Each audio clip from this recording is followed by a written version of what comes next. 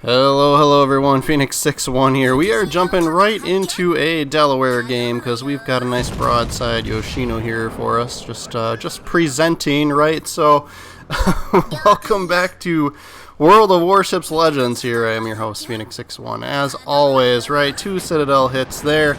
We are going to try and angle in as we get spotted in the beginning of this game. So I had 2 games I wanted to cram together here to go through and highlight because I've been enjoying this ship a little bit more as we get a little bit better with it, as we play more with it. I think it's becoming one of my favorites as well, you know. But we've got across the map, we've got a couple of broadside enemies on the red team that are looking good for us. So we'll take advantage of this. We sent the spotter plane out. Plunk could have done a little bit better there, right? But we are quite like right at the edge of our range, right? So we'll take a shot at this Yamato. No, maybe not. Just gonna go dark. If Yoshino keeps pressing through, right? He's just like, take me. So Shimakaze got him. Nobody has managed to get spotted. At least nothing we can shoot yet over here on the A cap. There we go. One battleship popping up on the radar there, or on the mini map. And we'll see if we can't get some torpedoes on him. Citadel hit on the Yamato on the other side. And then here is going to be our troublesome player here, this new Michelangelo, right? So the thing you've got to think about, right, with this one is most people are doing secondary battery builds with the Michelangelo, and they shoot those nice bright pink SAP shells, right? So these are going to be, we'll demonstrate this in a little bit here, but my frustration is, alright, we got a Shimakaze and we've got a Michelangelo, right? Those SAP shells tend to rip through us hybrid ships pretty quickly, right? So I want to get away from both of these situations, right? I don't want to be by the Shimakaze and I don't want to be by the Michelangelo. But the nice thing is, when they've got that SAP secondary battery going, gives you a nice good line of sight into their smoke screen if you need to. So we'll take advantage of that once we'll meet again, sir. Okay, right? For now, I'm focusing on just surviving this encounter, right? We're moving away from the Shimakaze, and of course, we had pressed in maybe a little too much, been a little too aggressive there, but nonetheless, everyone in this sort of area between A and B holes here were trying to shoot us exclusively, I think. So my frustration here with this game comes from, you know, as you can see, we're already up to 86,000 damage, right? Like, we're already a pretty hefty contributor to the game, and we're only 4 minutes in, right? So waiting for the torpedo strike to become ready again, so we see if we can't hit this Yamato again. But yeah, 2 Yamatos pressing in here, and I've got, you know, a destroyer running away, and then a battleship on our team that's all the way in the back of the map, has just basically abandoned all sorts of teamwork, right? But, you know, he was probably like, I don't want to get shot by Yamatos either, right? So, I get it, but, like, he ends up having a lot of health after we end up being dead, so that's where my frustration comes in here. But we are going to allow for the rear turret of justice to work this Yamato here, right? 2 bullets, 119,000 damage, and then we get those 2 Citadel hits, puts us up to 139,000 damage, so a nice 20,000, you know, 10 grand per hit there. It's pretty sweet. We'll take that. Somebody else hit him at the same time, so it looked a little more drastic than it really was, but it was kind of nice it was a good feeling to get that win there off of that ship, right? And then, yeah, we're continuing to move away from the death that is ensuing us here in this game, but already up to about 140,000 damage. Continue to get the defense on this Yamato here as we can. And then the Michelangelo pops up on the mini-map again here as well. But, right, we can't turn too harshly into this Yamato, right? Like, he'll just rip us apart, so we need to remain angled at least somewhat, right? We're still taking some pretty big hits, but he opens up a little bit of angle for us, so we'll take advantage of that. And then we've got airplanes ready as well. We'll see if we can't finish him off with bullets, and we can. Alright, so now this opens up some opportunity for us, even though we are damn near dead, but we are at 163,000 damage and no one has spotted anything, right? Fully loaded, full health broadside Michelangelo. We're going to see if we can't take advantage of this. But like I said, you know, look, those SAP rounds, they're brutal for us, right? So we launched the spotter plane, and then I can see he's kind of starting to back up, so we're going to make the assumption he's going to keep backing up there. we'll send our torpedo strike if we can, and then we're going to try and get angled in here as well. So there we go with another Citadel hit. We pop high caliber, and we get some more torpedo hits. That puts us up to 212,000 damage. 212,000 damage. Talking is hard sometimes. And then this is what I was talking about, right? Like we know where he's at. This smoke screen, like it hides you from us being able to lock onto you. But we're getting some pretty brutal hits with him in here, right? So we saw where he was there, but when we get within his SAP shell range, now we can really tell like pretty much exactly where he is as the secondaries fire at us. So we'll just wait for him to trigger again here. There they are. And we'll take those shots. And then of course we've got the Shimakaze that's been chasing us down as well. But Michelangelo finishes us off just as we finish him off, and that gets us up to 228,000 damage with only 2 destroyers left and their carrier. So I had some faith that my team would win this, but then when I went into free view camera and I was like, man, all of my battleships are full health. Like, what have they been doing this whole game, right? But granted, like, momentum went our way, especially on this side. But yeah, like these guys, like, are just so much like a Kurfürst with almost full health. Like, it's just like Yamato, almost full health. The other guy over on the other side, almost full health, right? So, they do manage to do some teamwork and finish everybody else off. So we'll skip ahead to that, and then we'll take a quick look at the leaderboard here, because I think we had a pretty decent XP score as well. Finished the game off with 228,000 damage. Yep, so that gets us just over the 3,000 XP mark for that game. In Tears of the Desert, and yeah, 282,000 silvers. Always good. And then, yep, we're going to jump into another game right away here, right? So we're a couple minutes in. I've got a whole one solid ricochet hit right at the top right there with 0 damage. I don't even remember what I had taken a shot at, right? But this Musashi is kind of the only thing we're picking up, and of course there's a mountain in the way, right? So we spawned on a side cap. What was frustrating here is our team that spawned on by the B hole right in the mid, they completely abandoned it and came this way, right? So that can get a little bit frustrating. Because I think, like, yeah, we had either 1 or 2 destroyers that went in, capped the zone, and then died, right? So we were already, like, we lost 2 destroyers so early on, and that can just be, like, a huge, like, disadvantage to lose destroyers this early in the game, right? Plus, they had the zone cap, but then the enemy team, you know, classic fashion, red team just took it right back after killing the ships, right? So, but coming out wide, you know, I know this Brisbane's out here. There was that Musashi out there. Somebody took him out with torpedoes, I think. But yeah, we're just trying to get the crossfires going. But here the problem is since, you know, everybody that spawned at B kind of came this way, right? There's nobody over by the B side to, like, shoot into this direction and or spot things for us on that side. And then, you know, lo and behold, our destroyer that spawned with us on this side is just, you know, playing Sailing Simulator and is just completely avoided the zone. Like, so I'm like, I guess it's up to me to spot whatever destroyers, possibly plural right at this point, like, or could be in the A-hole here. But yeah, so we'll just make sure to continue to change course, and hopefully we can avoid some torpedoes. We know the Brisbane that's over here sitting in a smoke screen, right? They have smoke screens now as well. We know he's got lots and lots of torpedoes. Lucian opens up and fires, so we get the spot on him, so we will take that shot for sure. And then here we do know that the Brisbane is in the smoke here, so I'm just going to try and take advantage, right?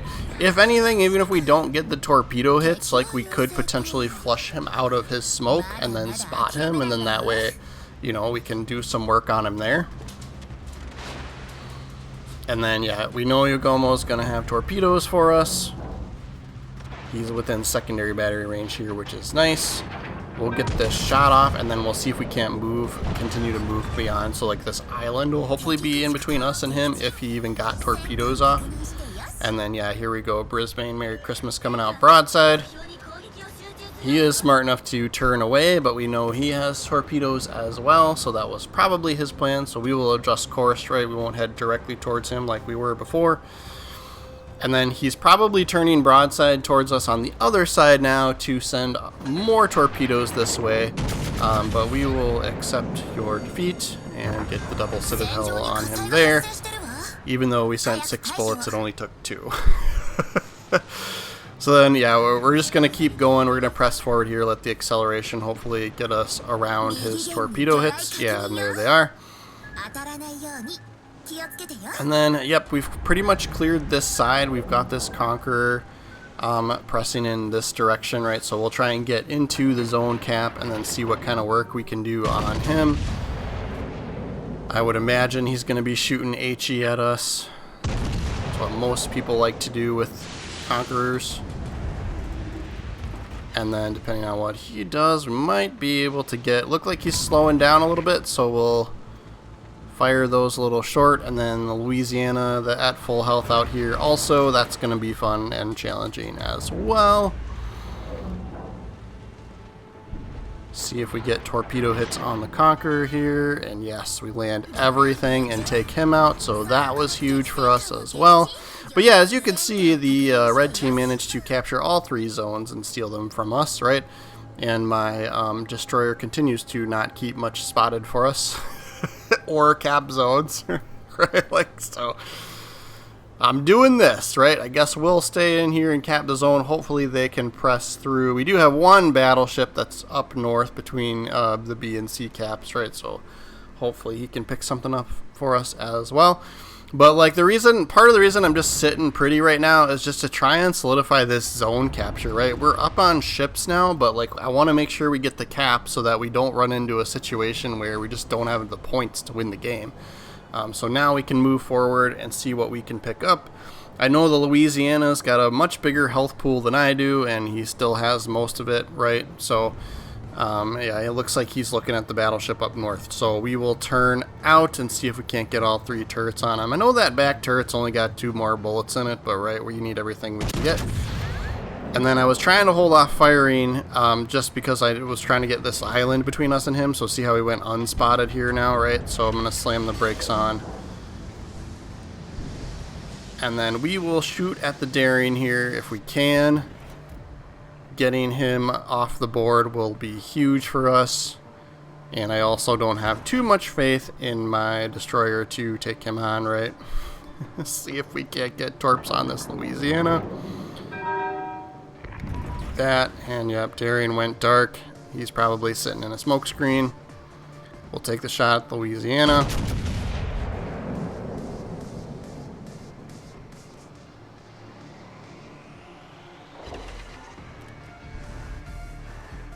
Louisiana sent his torpedoes after like somebody else. Yeah, looks like our other battleship over here. Alright, yeah, and I just know we're going to need to help with this Daring, because if this, if we lose our destroyer, yeah, there we go, that's huge for us, even that little bit. If we lose our destroyer, we lose a lot of chances for ever spotting this Daring again, right? So we want to just take him out if we can. There we go, good job. Did something right. Thank you, kind sir, for finishing off the Daring. But yeah, now with us still having a destroyer and them not, right, we can hopefully rely on our destroyer to pick up these last 2 battleships, and we can play a little bit of hide and seek and try and get some freebie cheap shots, at least off on this Louisiana, right? So I had switched to HE in anticipation of, maybe shooting that Daring some more.